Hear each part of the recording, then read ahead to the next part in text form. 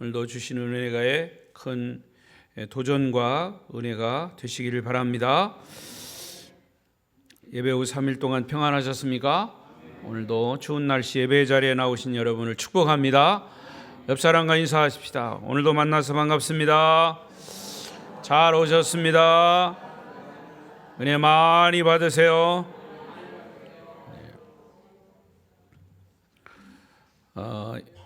영상으로 예배하시는 분들 중에도 주의 은혜가 함께 하시길 바랍니다. 오늘 말씀의 주제는 잃은 양을 찾으라. 다 같이 하십시다. 잃은 양을 찾으라. 잃은 양을 찾자. 자, 여러분 주위에 잃은 양이 어디 있는지 한번 누구인지 이 말씀을 들으면서 생각하시고 그 잃은 양이 주님께로 목자에게로 돌아오도록 그렇게 도전을 받으시면 더욱 좋겠습니다. 자, 먼저 10절을 같이 읽겠습니다. 10절 말씀이 중심입니다. 시작. 삼가 이 작은 자 중에 하나도 업신여기지 말라. 너희에게 말하노니 그들의 천사들이 하늘에서 하늘에 계신 내 아버지의 얼굴을 항상 배옵느니라. 아멘. 우리 예수님은 연약한 성도를 업신여기는 것은 큰 죄악이다, 그렇게 말씀을 하셨어요. 참고로 마태복음 5장 22절에 이렇게 말씀하셨습니다. 마태복음 5장 22절 거기 보면 나는 너희에게 이르노니 형제에게 노하는 자마다 심판을 받고 형제를 나아가라 하는 자는 공회에 잡혀가게 되고, 나아가라는 말은 어리석다, 욕 이런 것을 얘기합니다. 그리고 미련한 놈이다 이렇게 말하는 사람은 지옥불에 들어가리라 이런 얘기를 하셨어요. 여러분 실제로 사람을 죽이는 게 그저 목숨을 그 사람 죽이는 살인만이 살인이 아니라 주님은 마음속으로 형제를 미워하는 것도 살인이다 그랬어요. 사실 우리는 너무 쉽게 남을 비판하고 정죄하고 공격합니다. 여러분 다른 사람을 비판할 수 있는 것은 자기의 생각과 어떤 자기 자존심과 자기를 어떤 욕되게 하는 것에 대해서 그렇게 판단하고 정죄하고 공격합니다. 별일도 아닌 것을 가지고 화내고 머리가 나쁘다느니 감정적이라느니 버릇이 없다느니 하면서 상대를 무시합니다.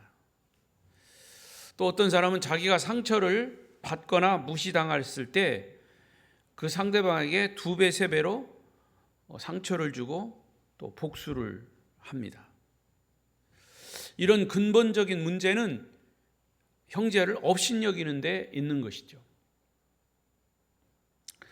예수님은 형제가 형제에 대해서 또 성도가 성도에 대해서 어떤 이유에서든지 비판하고 정죄하지 말라. 비판은 주님만이 하신다 그랬어요. 비록 그가 잘못했을지라도 사랑과 인내로 용서해야 함을 강조합니다. 그런데 말씀을 들어보면 상대방을 용서하는 것처럼 실천하기가 어려운 게 없습니다. 자, 로마서 12장 16절 18절을 보십시다. 시작. 서로 마음을 같이하며 높은 데 마음을 두지 말고 도리어 낮은 데 처하며 스스로 지혜 있는 채 하지 말라. 아무에게도 악을 악으로 갚지 말고 모든 사람 앞에서 선한 일을 도모하라. 할 수 있거든 너희로서는 모든 사람과 더불어 화목하라. 할 수 있거든 너희로서는 모든 사람과 더불어 화목하라. 참 좋은 말씀이죠. 너무 깊고 심오한 말씀이고, 그런데 우리가 이것을 실천하기가 어려운 말씀이기도 합니다. 그런데 실천하기 좋은 방법은 우리가 예수 안에 있으면 돼요. 성령으로 충만하면 참 쉬운 말씀이죠. 목사님, 그것은 더 어려워요. 성령 충만이 더 어려워요. 예수 잘 믿는 사람들을 보면 어떤 면에서는 매력이 없는 듯해 보이고 바보스러울 정도로 그렇습니다. 모두 다 그리스도 안에서 한 가족으로 여기기 때문에 비판자가 되기보다 격려자가 되는 것이 좋고, 위로자가 되는 거, 남을 칭찬하는 거, 이런, 결국에는 그런 것들을 실천해야 남을 비판하지 않습니다. 남을 나보다 낮게 여기는 것. 여러분, 남을 나보다 낮게 여깁니까?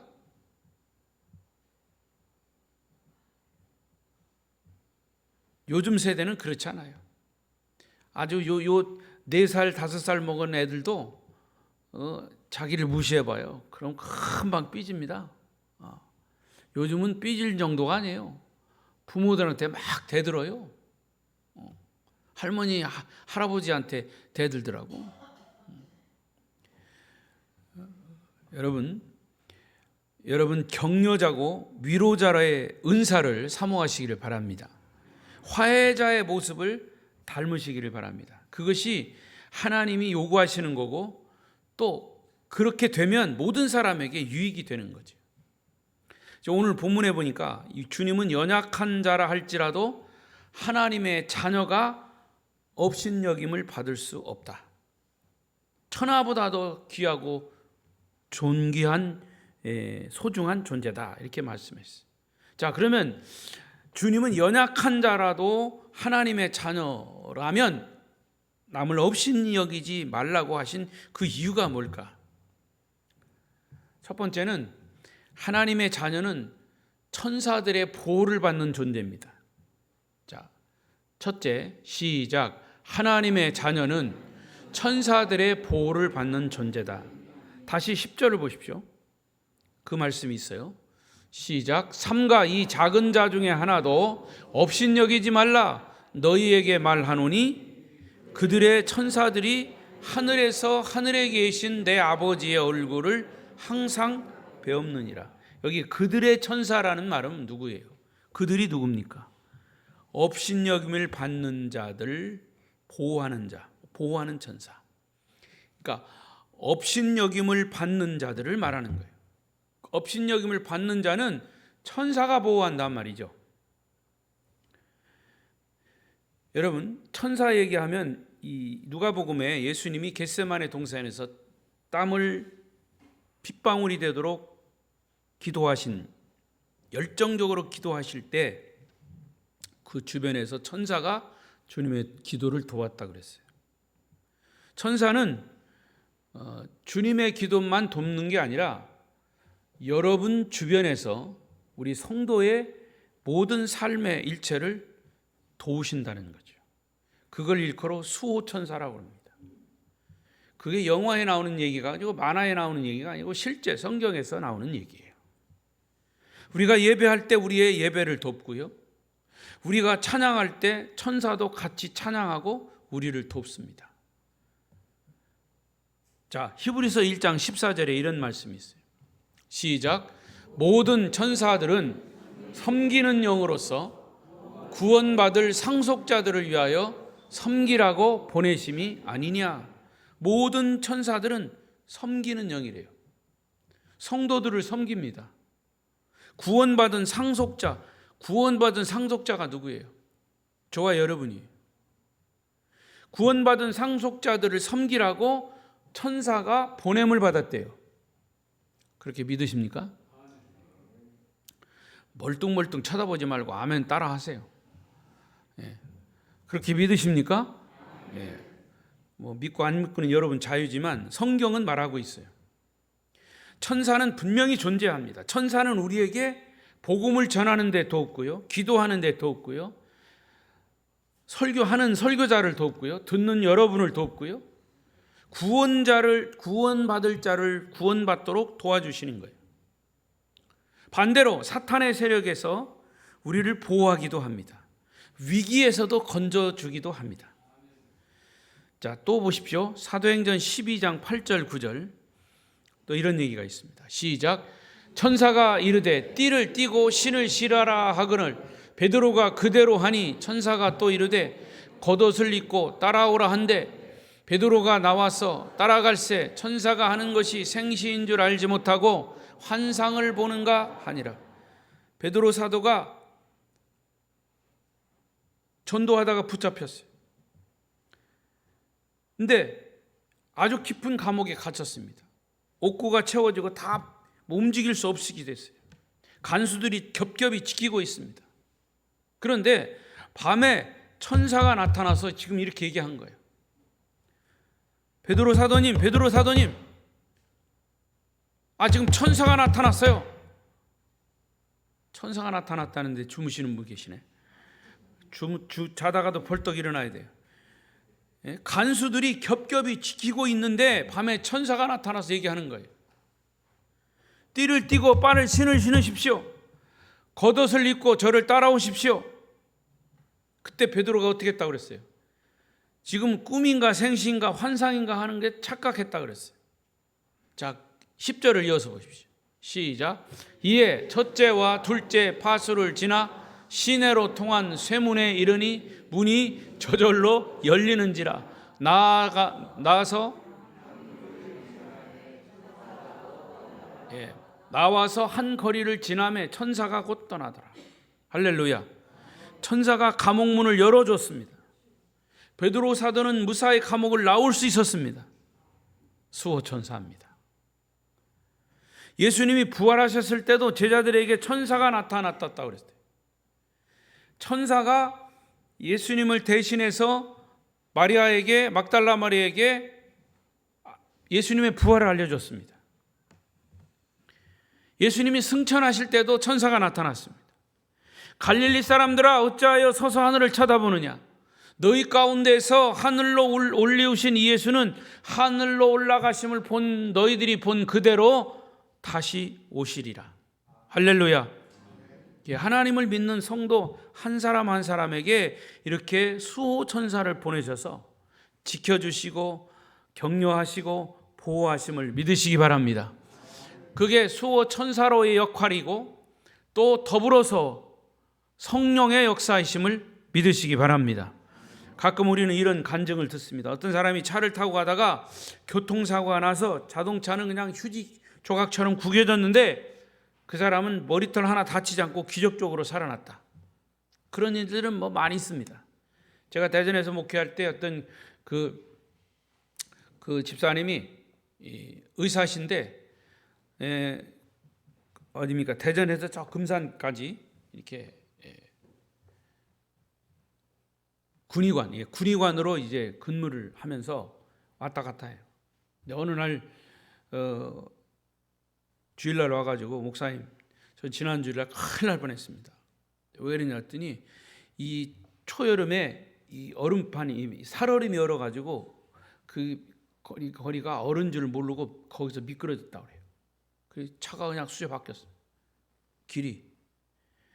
근데 자기는 물론 다 차고 이렇게 했는데 차는 그냥 폐차될 정도로 했는데 자기는 하나도 안 다쳤대요. 그러면서 그러는 거예요. 목사님이 자기가 가만히 생각해 보니까 주일날 나와서 기도하실 때 그냥 제가 의례적으로 그냥 하시는 기도인가 보다 그렇게만 생각했대요. 근데요, 언뜻 그 생각이 나더래요. 목사님이 기도하실 때 특히 제가 헌금 기도할 때 하잖아요. 운전하시는 분들 하나님이 보호하시라고. 그 생각이 퍼뜩 나더라는 거예요. 할렐루야. 여러분, 의례적으로 하는 기도가 아니에요. 우리는 그냥 기도하는 거예요. 똑같은 기도라도 매주일 제가 하잖아요. 그러나 그게 그냥 하는 기도가 아니라는 거죠.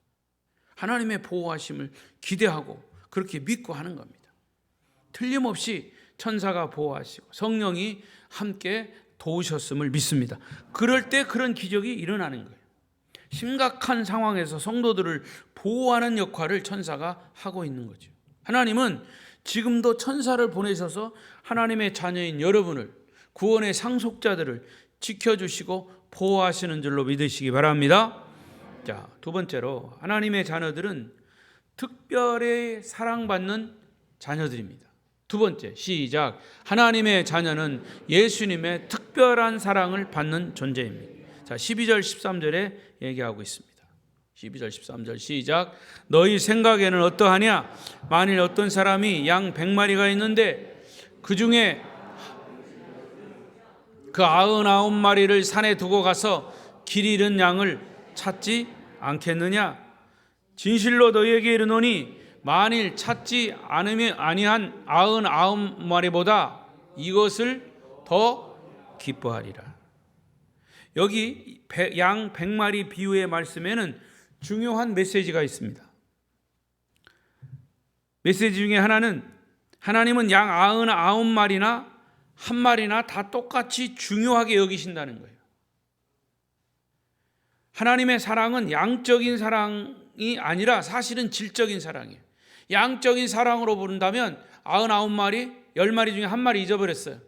그러면 99마리가 있으니까 한 마리 그냥 포기하자 이렇게 생각할 수 있다고 말이에요. 그러나 99마리와 한 마리의 비중을 똑같이 보고 있다는 거죠. 그 말은 여러분 한 사람 한 사람을 수천 명, 수만 명보다 귀중하게 여긴다는 거죠. 하나님은 한 영혼을 온 천하보다 귀중하게 여긴다고 그랬어요. 99마리는 우리에 있습니다. 양 우리에 있어요. 근데 한 마리가 잊어버렸어요. 근데 목자가 생각할 때는 산속 깊은 곳에서 길을 잃고 헤매는 한 마리 양 그 생명을 귀중하게 여긴 거예요. 그래서 이 목자는 어찌 보면 자기의 생명 걸고 그 한 마리 찾기 위해서 나선 거예요. 목자가 그 양을 찾기 위해서 당신의 생명을 바쳐서 그 잃은 양 한 마리를 찾는다 그랬어요. 제가 주일학교 설교할 때 그런 얘기를 설교를 한 적이 있어요. 여러분에게도 그렇게 말씀을 드렸는지 몰라도 여러분 이 세상에 70억 인구가 있습니다. 지금은 70억이 지구에 70억 인구가 넘는다고 하는데 이렇게 많은 인구 많이 있죠. 근데 이 세상에 다 한 사람도 없고 나 혼자가 이 지구에 있다고 생각해 보세요. 그럴 경우는 없겠지만 나 혼자 인간으로 나 혼자 있다고 생각해. 여러분 혼자 있다고 생각해 봐요. 그래도 예수님이 오셨을까요? 그 사람 구원하기 위해서 예수님이 오셨을까요? 안 믿어지는 것 같아. 여러분 이 70억 인구가 다 죽고 나 혼자 있어도 주님은 나를 구원하기 위해서 이 땅에 오셨어요. 할렐루야. 여러분 사실 따지고 보면 그래요. 구원이라고 하는 것이 다른 사람은 상관없어. 물론 여러분 가족 다 구원 받아야죠. 그렇지만 구원이라고 하는 문제를 딱 놓고 볼 때는 그것은 나와 하나님과의 1대1의 관계예요. 그러니까 이 세상에 많은 70억 인구가 하나도 없고 나 혼자가 지구에 탁 떨어져 주님은 이 땅에 나를 구원하시기 위해서 오셨다는 거죠. 할렐루야. 이 100마리 양에 대한 비유가 바로 그런 얘기입니다. 99마리가 우리 안에 안전하니까 한 마리의 양을 구하기 위해서 들어가는 비용이나 시간이나 정력이나 뭐 이런 것들을 그런 것들을 계산하면 하나 정도는 포기할 수 있어요. 그러나 그 밤에 그런 고생을 하나니 차라리 나는 그냥 그 양 어디 가서 죽게 내버려 두겠다. 그것이 그 목자에게 있어서 더 유익한 수도 있어요. 그러나 그게 이 세상의 가치관이고 이 세상의 기준입니다. 정치하는 사람들이 자기 지금 국회의원 되고 안 되고가 중요한 거지 국민들은 뭐 자기들 말로 개나 짐승 취급하고 있어요. 물론 다는 아니겠지만. 여러분 그러나 주님의 이것이 세상적인 가치관입니다. 그러나 이 주님의 가치관은 성경적 가치관은 하나님의 사랑은 안전한 곳에 있는 99마리도 중요하고 거기는 이제 집에 우리에 잘 있으니까 한 마리 잃어버린 양을 찾아서 나서는 길을 잃은 상처투성이의 한 마리의 양, 거기에게도 동일하게 99마리와도 동일하게 그 목자의 사랑이 거기도 있다는 거죠. 그러니까 하나님은 우리를 한 사람 한 사람을 사랑하시되 조건 없이 사랑하셨다. 우리는 사랑받을 만한 조건과 가치는 없지만 사랑하신 겁니다. 그게 은혜이죠. 우리 아름다운 교회는 한 마리의 양을 귀하게 여기는 하나님의 사랑이 그대로 실천되는 이 땅에서의 천국이 되시기를 바랍니다. 자, 중요한 건 그러면 하나님 앞에서는 모든 사람이 양이죠. 그러나 그 양 중에는 누가 섞여 있냐? 염소가 섞여 있어요. 염소. 그러니까 항상 목자에게 들이받는 거죠. 근데 그건 양이 아니에요. 염소지. 말 그대로. 100마리는 100마리 중에 거기에 한 20마리, 30마리 염소도 있다. 이렇게 말씀하시지 않았어요. 그 염소는 거기에 해당되지 않는다는 거죠. 근데 이 세상에 많은 염소들이 있잖아요. 그럼에도 하나님은 그 염소들까지도 사랑하시는지만 그 목자를 대해서 계속 그 염소는 누굴까요? 예수를 인정하지 않는 사람이에요.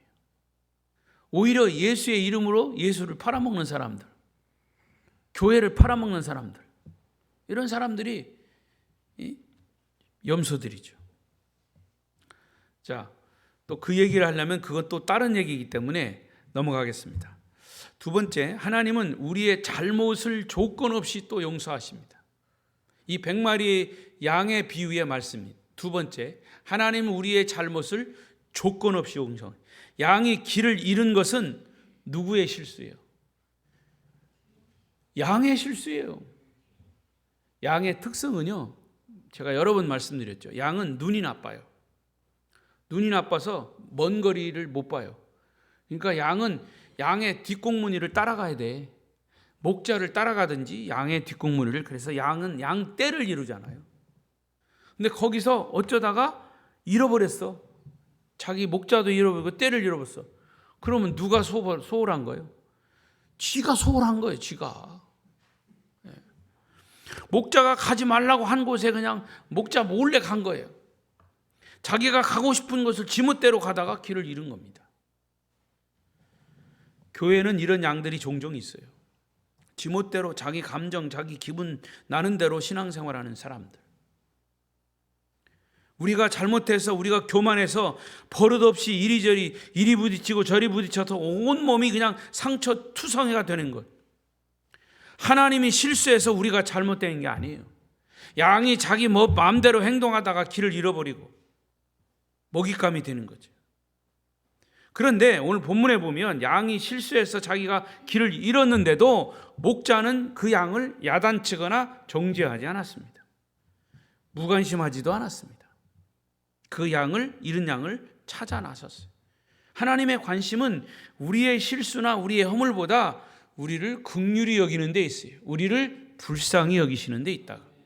그래서 어떠한 희생의 대가를 치르더라도 그 양을 포기하지 않고 우리를 구원하신다. 로마서 5장 8절을 보십시오. 시작. 우리가 아직 죄인 되었을 때에 그리스도께서 우리를 위하여 죽으심으로 하나님께서 우리에 대한 자기의 사랑을 확증하셨다. 하나님은 우리가 완전한 사람이 되어서 교회에 오기를 원하는 것이 아닙니다. 우리는 죄인으로서 죄인의 모습으로 나온 거예요. 그 모습 그대로 나오라는 겁니다. 실수하고 죄짓고 허물 많은 우리를 그대로 용납하신다는 거죠. 사람들은 이기적이고 교만하고 자기중심적이에요. 인간은 본질상 진노의 자녀라고 그랬어요. 인간 스스로 절망을 선택하고 스스로 불행을 자초하는 거죠. 그러나 하나님은 이처럼 교만하고 어리석은 우리를 조건 없이 받으시는 거예요. 조건 없이 사랑하셔서 당신의 아들 예수를 십자가에 죽게 한 거예요.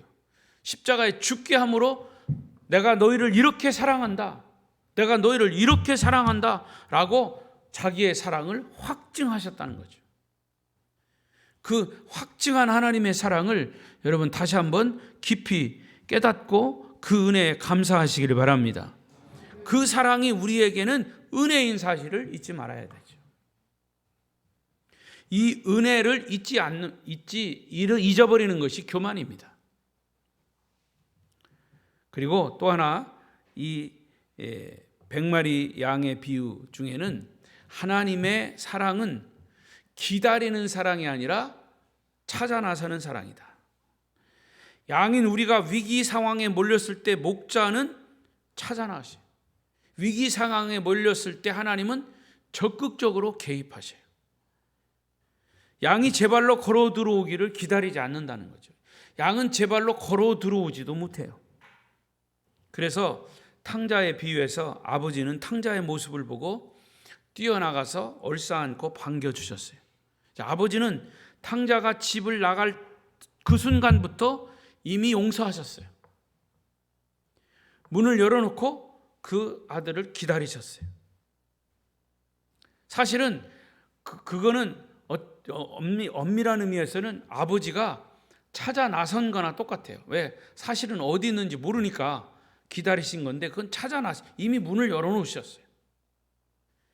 죄인들 부류에는 두 부류가 있어요.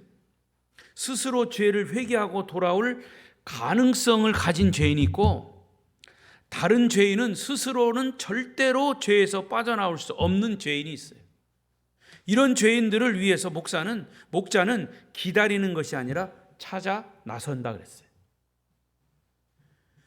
여러분, 아담이 죄를 짓고 나무 밑에 숨었어요. 그때 하나님이 부르셨죠. 아담아, 네가 어디 있느냐? 하나님이 아담을 몰라서 찾으신 게 아니야.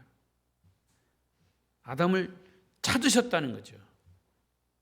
그것은 아담에게 사인을 준 거예요. 신호를 준 거죠.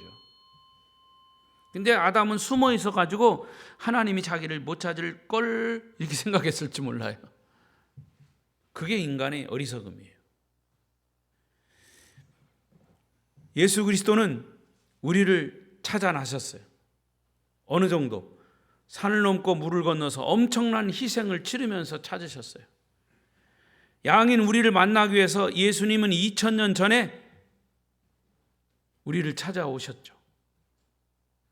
그래서 저와 여러분을 만나 주신 겁니다. 우리가 돌아올 수 없는 상황일지라도 주님은 우리를 포기하지 않으시고 계속 마음의 문을 두드리신 겁니다. 근데요, 마음의 문을 두드릴 때 그 성화에 보면요, 예수님이 문 밖에 서서 기다리는, 계시록에 있는 말씀을 성화로 그렸습니다. 문 밖에 서서 두드리십니다. 이렇게. 그런데 유심히 보면 그 문에 문고리가 없어요. 문고리가 있으면 그냥 열으면 되는데 예수님은 밖에서 문을 열 수가 없어요. 문고리는 어디만 있냐? 안에 있어요. 안에 있는 사람이 문을 열어야 열리는 거예요. 예수님이 문을 두드리신 거예요, 항상. 근데 그 소리를 듣고 여는 사람, 주님을 영접하는 사람이고, 아무리 두들겨도 안 여는 사람, 아직까지도 그 소리를 듣지 못하는 사람들이죠. 마음 문을 열고 주님을 영접하는 자만이 하나님의 자녀가 되는 권세가 주어지는 겁니다. 마지막 세 번째, 하나님의 자녀가 업신여김을 받아서 안 되는 이유가 하나님의 뜻이기 때문에. 세 번째, 시작. 하나님의 자녀가 업신여김을 받아서는 안 되는 이유는 하나님의 뜻이기 때문이다. 자, 오늘 14절에 그렇게 나와 있어요. 14절 시작. 이와 같이 이 작은 자 중에 하나라도 잃는 것은 하늘에 계신 너희 아버지의 뜻이 아니니라. 사람의 본능은 불편하고 귀찮으면 쉽게 포기합니다. 돌아서 버리고, 전도하다가 안 되면 천국 내가 가나? 저보고 천국 같이 가자고, 나하고 같이 가자고 내가 전도하는 거지. 나는 천국 나는 손해 볼 게 없다, 이렇게 포기하는 경우가 있어요. 원래 양은 변덕이 심한 짐승이래요. 하지만 그런 양이라도 주님께는 소중한 존재들이죠. 소자 중 하나라도 잃어버리는 것은 하나님의 뜻이 아니라 그랬어요. 하나님의 관심은 잃은 양에게 있습니다. 여기에 우리의 고민과 갈등이 있는 거죠. 목사님 아무리 전도해도 안 돼요. 그래도 해야죠. 언제까지? 될 때까지. 우리가 전도하다가 한다가 안 되면 우리가 그때 이제 하도 지쳐가지고 나중에 나이 먹고 죽고 병들고 죽고 그냥 죽어 없어져도 전도가 안 돼. 그러면요, 틀림없는 사실은 내가 전도하기 위해서 기도했던 그 사람은 나 죽은 다음에 전도가 될 거예요. 그거는 많은 사람들의 간증이고 그거는 주님의 말씀이에요. 그러니까 이 말을 뒤집으면 뭐예요? 하나라도 잃어버리지 않는 것이 하나님의 뜻이니라 그 말이죠. 그렇게 믿기 힘들고 어려운 사람을 몇십 년이라도 붙들고 있어야 하는 것이 하나님의 뜻이라는 것이죠. 나는 참지 못해도 주님은 그가 믿을 때까지 참고 또 기다리고 또 기다리십니다. 다수 때문에 소수가 희생되는 것은 그건 주님의 법칙이 아니에요. 만약에 하나님이 나와 같이 형편없는 사람을 쉽게 잃어버리고 포기하셨다면 나는 벌써 포기됐을 거예요. 하나님이 나를 버리지 않고 지금까지 참고 기다리신 이유는 바로 한 소자라도 버리지 않는 주님의 사랑 때문이죠. 하나님은 우리를 결코 포기하지 않으십니다. 이런 주님의 마음이, 이런 하나님의 뜻이 우리가 한 영혼을 구원할, 잃은 양을 찾아야 할 이유인 것이죠. 말씀을 맺겠습니다. 성도 여러분, 예수님이 목자와 양의 비유를 들어서 말씀하신 이 의도는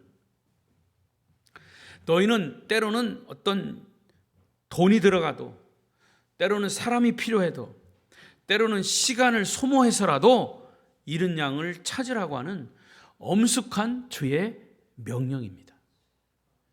그것 또한 우리 아름다운 교회가 바로 이곳에 존재하는 이유이죠.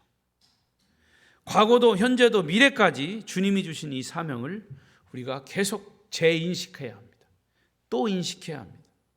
그리고 나 자신의 그런 구령 열정, 구원의 열정, 구령열에 우리가 다시 한번 불을 붙여야 합니다. 영혼 구원의 사명을 더욱더 감당하시는 저와 여러분 되시기를 축복합니다. 기도하십시다. 통성으로 기도하십시다. 하나님,